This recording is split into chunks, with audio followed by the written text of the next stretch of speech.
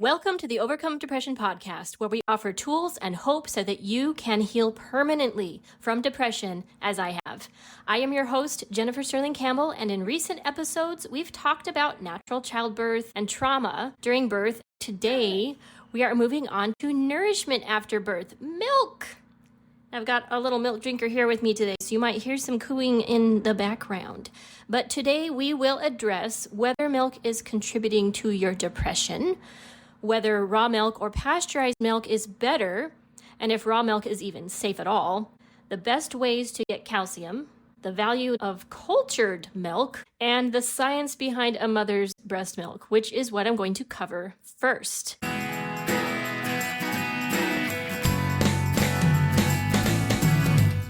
So breast milk is an incredible food, and God is so freaking creative. So babies, unlike adults, produce renin in their stomach. It's a chemical that allows them to break down casein, which is a protein in the milk, and which curdles the milk. Without getting too sciencey here, I've learned this from a Healthier You podcast by David and Fawn Christopher, and they said that babies produce an enzyme, a salivary amylase, called patein. I know I didn't say that right, but it's in their saliva. And it starts breaking down complex carbohydrates or starches into simpler sugars, while the milk sugar lactose is primarily broken down by the enzyme lactase, which is produced in the small intestine. This allows infants to digest milk effectively. Breast milk itself also contains amylase, which helps the baby's digestion. I also learned something from that podcast, which is kind of random, but mother's milk also has natural opiates in them, which I found fascinating. It calms the baby and makes them want to eat. So when they're getting crazy and like viciously wanting to eat, it's not just because they're hungry. So moving on, the World Health Organization actually recommends breastfeeding for around 2 years. I personally have learned, again from Dr. Christopher, that nursing until the eye teeth come in is the better way to go. Why? Because the babies stop producing these things in their saliva and in their small intestine that breaks down the sugars in the milk after that. And what's interesting is that the WHO is acutely aware of mankind's most prevalent food allergies, which are also in baby formulas. They contain either wheat, soy, or pasteurized cow milk products, which, frankly, 75% of the population is allergic to. Why is this? Milk contains one primary sugar, lactose, which is a complex sugar or a disaccharide.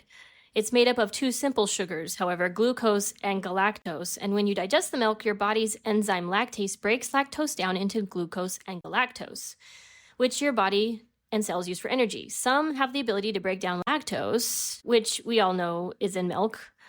Most don't do it very well. However, galactose, no one can really break down. So the body creates mucus to trap it and get it out of the system. Milk is considered one of those things that kind of makes people get more mucus in their system. And this is why, because the body literally cannot process this galactose.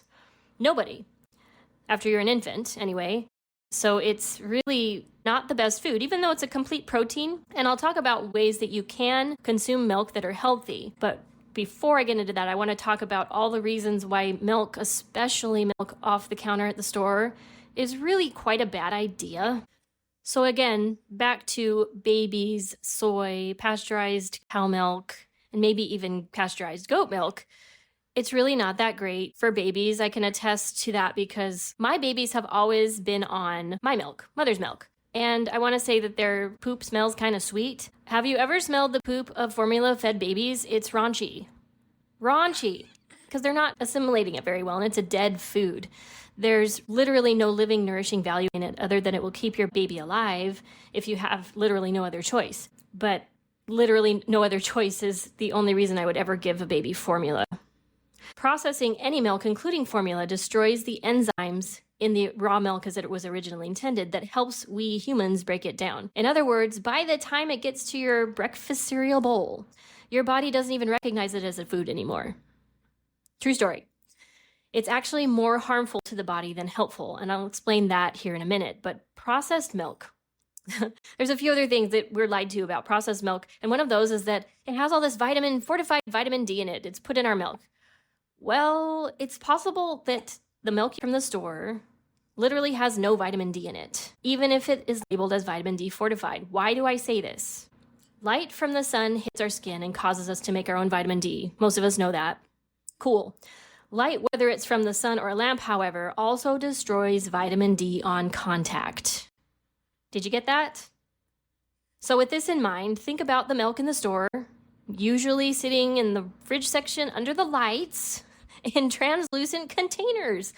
So yeah, if it's not in a cardboard box, which is probably better, you got to keep milk in the dark to preserve specifically the vitamin D in it. So any vitamin D that was once added or fortified into that milk is no more if it's been under lights. This is so anti-common sense, and yet this has been done for years and continues to be done. Next thing I'm going to talk about, whether we are talking about raw or pasteurized, it really doesn't matter in this case. Using skim milk. A lot of people think they're going to lose weight if they use skim or 1% or 2%. This is not actually the case, and I'll tell you why. Whole milk is a whole product. The body recognizes it as, oh, this is milk. This is food. If it's raw, it's going to recognize it as a food more. But even if it's raw and you try to take the fat off, you skim it off the top and you think you're being healthy, you're not. Whole milk really is what it sounds like, wholesome, okay? If you take the fat out, your body's going to be looking for that extra fat and going, where is it? Where's that extra fat? I need to process this stuff. And it's going to go looking for it. And what that means is that you're probably going to get hungry again. And your body's going to be craving fat in other forms, whether that's chips or doesn't matter. Your body's going to be wanting more food. So I strongly suggest if you're going to drink milk at all, make sure you're drinking whole milk. Use whole milk. Buy whole milk sour cream. Don't do the skim stuff. It's really not better. Incidentally, the United States spends 50 times more on weight loss than the United Nations spends on famine relief. I got that stat from Dr. Christopher's podcast. I'm sure he's well informed on that, I'm guessing. Anyway, how sad. We could spend all that money that we're spending on weight loss and feed people with it. Oh my gosh. 95% of dieters also regain their weight within 3 years, whatever weight they lost on whatever program they did. So eating better and just making it a part of your life is better than dieting. Dieting really doesn't work. Back to fat. Butter is a fabulous fat to use. Ghee is also great. You basically take all of the extra, whatever milk is, I don't know. It's supposed to be good, better for you than butter, but I use butter. I think it tastes better and I respond to it great. I use it all the time without issue, but if you want to learn how to make your own butter from raw cow milk, I learned a trick from a neighbor years ago that keeps it from going rancid. And what you do is you shake it up, you get the milk, right? You can even put it in a blender. It'll rise to the top, crazy enough. It doesn't get blended back in. It'll just sit there at the top of the blender. You take it out, and then you get ice water, and you pour it over the butter while you're squishing it with a fork, and it'll get all the rest of the milk liquids out so that you can put it in your cupboard and it won't go rancid. If you don't do this, it'll go rancid really, really fast. Thank you, Christy, for showing me this because I would have had a lot of really awful butter or not even wanted to make it at all because it would go bad so fast. So there's a trick for you. As a side note, real butter from the cow is actually yellow. It is actually yellow, not white. And did you know that whole cow's milk raw is actually a yellow color because of the particular mineral found in cow's diet called beta carotene? According to faunafacts.com, it lends its yellowish color to the fat found in natural milk before the fat is skimmed off and the milk is pasteurized for human consumption. So before the milk hits the shelves, it goes through two processes that contribute to milk's white color. Skimming, where fat is skimmed from the top, and then homogenization, which is the pasteurization process. And I don't like homogenized milk. I don't think it's healthy. I don't think it has any value whatsoever. So I obviously am in favor of raw milk over pasteurized milk 100%. Even if there's a small chance that because it's not pasteurized and all the bacteria isn't killed before I eat it, I could get sick from the raw milk. But here's the thing. I've drank raw milk pretty much my whole life. I've never gotten sick from it. But I've also gotten my raw milk from people, including myself, who milk their cow or their goat in their own backyard. The animals are healthy. They know when the animal is not healthy or sick, and they won't drink the milk at that time. These animals have lots of space to play and to graze. They're happy animals. Happy animals usually make happy milk. It's a healthier milk. Another fact is that if you take an ARA photo of milk that has just been collected from your cow or goat, it's literally glowing. It's alive. 24 hours later, the glow is gone. So even raw milk is only a living food for about 24 hours. So the fresher, the better. So moving on, here is a mic drop moment for you. I don't drink milk anymore, unless it's the occasional goat milk ice cream that I love so, so much. And I'll leave a link on my website where you can get the official recipe. It's amazing. My teenagers will even eat this. But not drinking milk keeps my sinuses clear and my mind happy. Milk can contribute to depression, as well as acne, by the way. And the reason that I've already explained is the milk sugars that do not digest well or at all. And yet FDA has told us that this is the greatest and best way to get your calcium. It's not true. It's not true. It's really bad for the eyes and for asthmatics. Pretty much the worst thing someone who struggles with asthma or eye problems can consume. Cheese. I love cheese so much, and I only started not eating it very much in recent years because while it doesn't have the milk sugars in it after it's processed into cheese, it is the most constipating food known to man. And frankly, when I eat cheese, I know I'm going to have some problem pooping. I don't get the dry constipation. It's more like soft serve ice cream version, but it's just yucky. So cheese does that to me. It also can cause a lot of bloating and gas. I do better with sour cream, actually, which is cultured with bacteria, but some of the sugar is still left in it. However, my body seems to do okay with sour cream, whereas with milk, maybe not so much. So if I believe in all this stuff about avoiding milk after infancy, why do I have 5 dairy goats outside? I milk morning and night every single day. You're probably thinking, Jennifer, that seems a little counterintuitive, right? Do I do it because I love milking and mucking out their stalls and spending all the money on their care? No. To be honest, it was always a childhood dream of mine to have goats, but that's not why I do it either. One reason I have goats and milk them is because they are the best pets ever for my toddler. He is very rough and they can take it. And they're the sweetest animals ever. They've never, ever hurt him. At least mine are. Nigerian dwarf, they're amazing. But probably just as important is the fact that goat milk is the closest thing to mother's milk that I am aware of. In fact, one of the ways I was able to convince my husband to let me get goats was 1, it'll be great pets for our son, and 2, if there's a milk shortage again for formula, I could feed at least a couple babies, keep them alive. I mean, I could. It's also much, much, much easier to digest goat's milk than cow's milk. Cow's milk takes about 3 hours to digest. Goat's milk, what do you think it takes? How long? 30 minutes. 30 minutes, guys. That's quite a difference. And so goat milk has become about 1/3 of my diet. But wait, you just said you don't drink milk, Jennifer. That is true, but let me explain. There is a way to benefit from milk without signing up for mucus and general sickness that comes from drinking processed or even raw milk and milk products. Well, what is it, you ask? We talked about the milk sugars and how they're not so great for you. Well, I do goat milk kefir. Literally eat it pretty much every morning, every day. It's pretty much my brunch. And I put a ton of superfoods in it. And it's so good. Kefir is a phenomenal food. I don't know where kefir started as far as historically, but I know that even in recent years, Russians give kefir to all the kids in all the orphanages because it keeps them so healthy. It's a probiotic. And the kefir grains that you can buy at a health food store online, I like to get mine from Etsy, just from people who grow it and sell it at their house. It breaks down those sugars. So the bacteria literally gobbles up all the sugar and leaves you with a beautiful yogurt-like food that I eat, again, almost every day. Incidentally, the next episode of the Overcome Depression podcast is going to be everything you ever wanted to know about kefir, which has been shown to act a lot like antidepressants. And it's delicious. So there's the part that can help you overcome depression. It's a very calming food. That is why it is my favorite food in the whole wide world. So again, be sure to tune in next week if you want to learn how you can eat kefir to overcome depression. One more thing I want to mention before I get into nut milk for a bit is that a lot of people have a lot of fear surrounding raw milk. Okay, I get it. But the milk that I milk from my goats every day, again, they're happy goats, they're healthy goats. I control what they eat. They've never actually been sick. So I've been really blessed there. But I pray over my goats and my milk that I'm milking from my goats every single day. And I think that makes a difference. The prayer that I say is rather extensive, and I can actually post that to my website for anyone who's interested in praying over their goats or any of their indoor animals.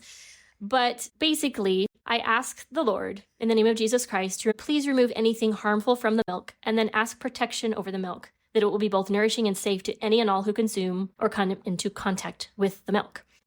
My hope is that this blessing that I'm blessing the milk with will be honored by God, and that the milk will be full of light beyond what it would normally, even of itself.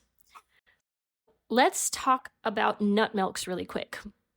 Most of the nut milks you'll find at the store are also processed. They're dead, and they have a lot of fillers in them that aren't that great for you, so that's why the cheaper nut milks are so cheap. Nuts are pretty expensive, so if you buy a pure nut milk that actually doesn't use the fillers like Moala, which is my favorite, I think the last one I bought ended up being about $1.50 per cup. And that's when I was like, okay, maybe I can do something different to save some money. This is eating up my whole food budget. So I like to soak my nuts and then put them in my kefir as kind of a mix-in. But then I thought, what if I blended up the nuts to make milk and then took the pulp that was left over from the nuts and used that in my kefir instead of the whole nut, and then I could drink the milk, and it's like getting free nut milk because now I've just used the nuts twice instead of once. I don't know, that was my mentality. As far as a nut milk maker, there's lots of options out there, but I already have a great blender, Blendtec, and that's all you really need in addition to a strainer. So rather than spend the $400 on another appliance, and some of the best nut milk makers do cost that much, I decided to just buy a strainer specifically for making nut milk. It cost me $27, and it's going to save me a fortune. Lastly, I want to cover the question of calcium, because again, people will say, well, if I don't give my kids milk, how are they going to get the calcium they need? They're growing, they need calcium for their bones. And well, here's the thing.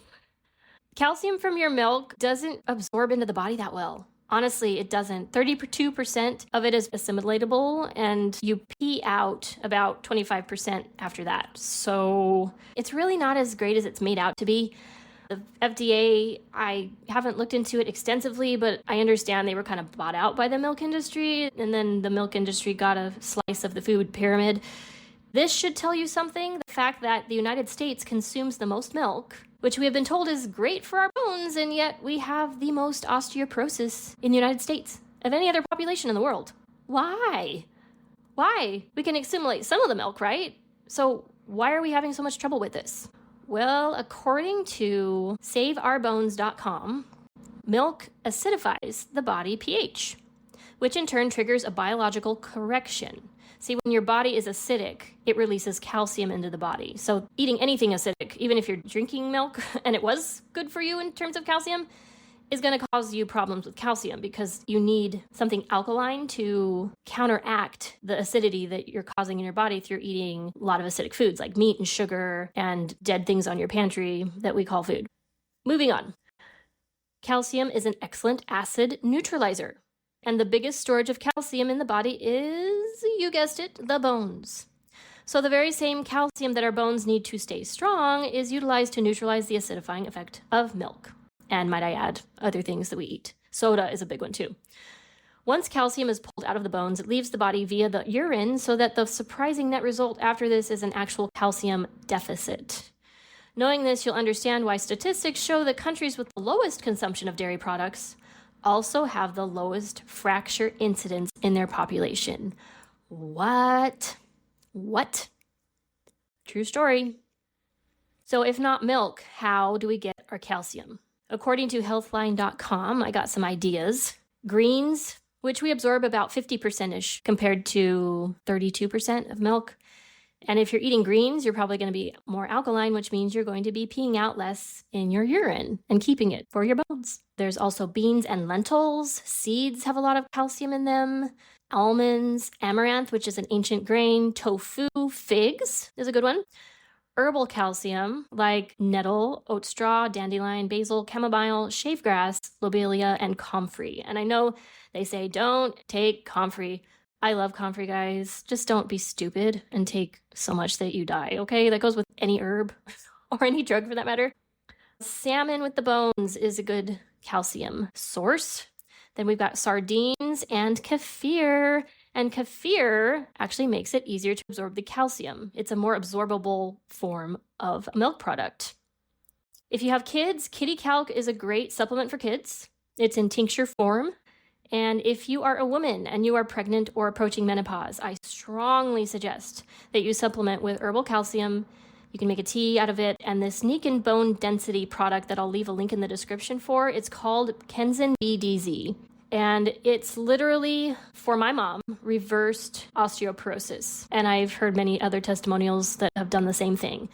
Under no condition whatsoever should you take Fosamax. Your doctor may try to get you to take this. And I'm going to try to explain why this drug is so bad and why they still use it. So if you take Fosamax and you go back for a bone density scan, it will probably show that your bones are denser. However, people who take Fosamax traditionally have jaws that just shatter or break. Their teeth break.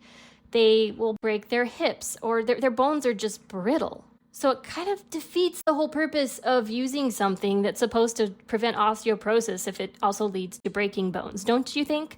Why is this happening? Well, what happens when you take Fosamax is that there's this natural cycle that the body does where it's got calcium in the bones and it will release that calcium into the body when needed and when the calcium gets old to balance the acidity in the body and so forth, and just to get rid of it and then grow new calcium. Well, Fosamax disrupts this process by preventing calcium from leaving the bones. Why is this bad?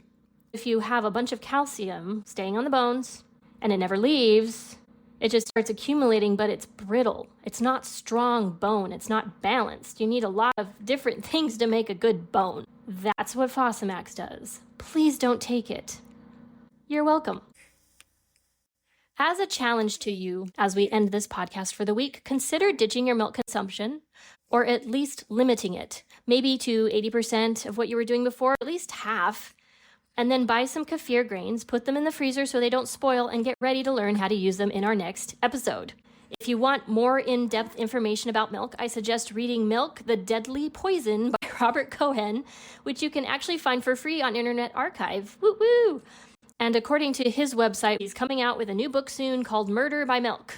Sounds interesting. So last of all, I want to strongly encourage you to watch what Babylon Bee has to say about the food pyramid. They did a hilarious video. You can find it on YouTube. I'll link it on my website. It's just so funny. I can't give it adequate justice by explaining it here, so you really just have to watch it. With that said, congratulations for making it to the end of this episode.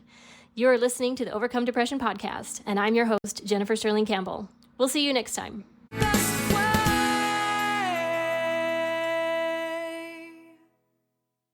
If you are new to this podcast, please go watch all of the hashtag introduction videos first, and then consider downloading the Overcome Depression workbook. Links in the description.